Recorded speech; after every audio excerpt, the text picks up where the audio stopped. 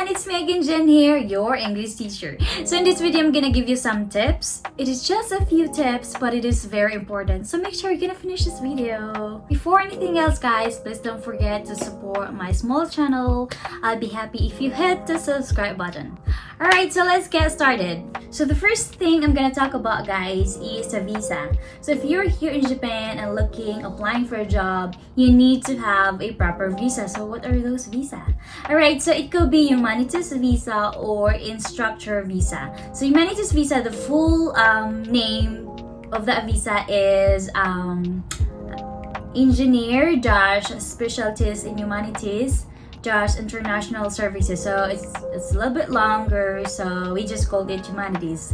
And then when you have that visa, you can work in any role in any job, like if you want to work in an IT jobs, in a teaching jobs, in a sales, marketing, management, and any other general role. So the job focuses in international matters, so that's why it's broad. While instructor visas required for workplaces as diverse as compulsory education schools. So you can teach in kindergarten, elementary, high school, junior high school, and vocational school. So in short, you can just be a teacher.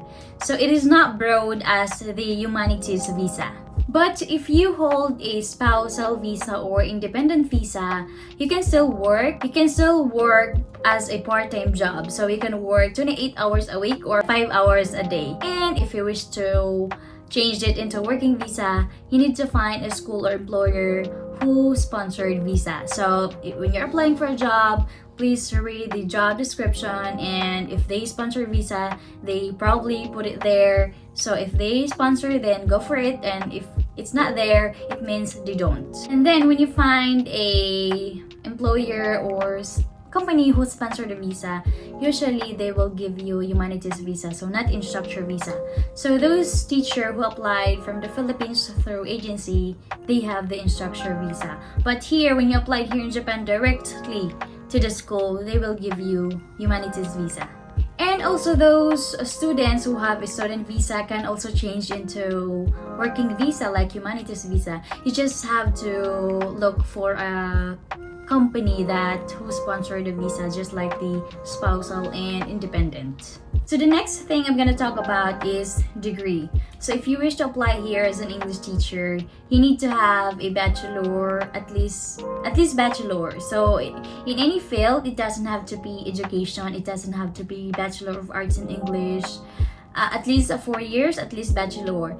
And if you want to get hired immediately, it's better if you have English certifications like TESOL, TEFL, TOEFL, stuff like that. Because it will help you to get hired. So yeah, it is not really required, but it is good. It is better if you have it, because some schools will require you to have that. So you can get it online and get certificates, and you can show it to them. And one thing, as a Filipino, we are not native speakers. But we use English as a medium of instruction in the Philippines, but sometimes school will require you to have a certificate, I don't know, to prove, I think, that we use English as a medium of instruction. That will happen to you, and you don't have that, and you're here already in Japan. You can just email your school, reach your school to get their certificates, because we don't have a choice if they will ask you to have that certificates. But luckily, because it didn't happen to me, it's just we talk about it, me and my boss, we talk about it, and I also made an email that how we use English in the Philippines and how it become a medium of instruction. So that was enough for him, I think, because I'm